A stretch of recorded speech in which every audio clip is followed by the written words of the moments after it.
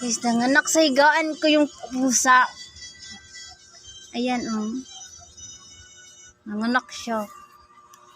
Sa higaan ko pa talaga. Ay, nanganak!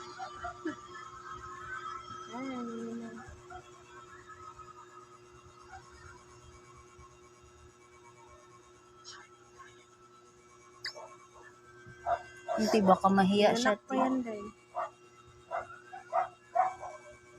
Nanganak pa talaga siya. Nanganak pa yan. Yun na, yun na. Yun na. Nanganak pa nga yan. Yan na.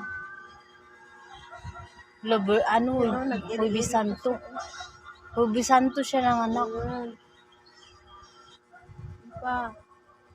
Ayan. Mabait yan, day. Ha? Mabait yan. Pusa na yan. Bakit? Paano mo nasabing mabait yan? Hubisan ko eh. Oo, mabait yan. Swerte yan ganyan. Lala sa Gi, umiri ka pa. Kiri. Wala, iri-iri ang iri. Okay. Pasa ni Hasin. Nanganak na naman. Wala na naman yan. Nanganak na naman ulit. Pangatlo na nato niyang anak. Hindi naman bubuhay. Pangatlo na itong Tago panganak. man sa kasi tago.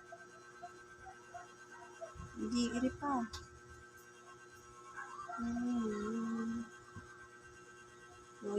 Ay, nanyan na. Itim pa rin. Ay, batik-batik.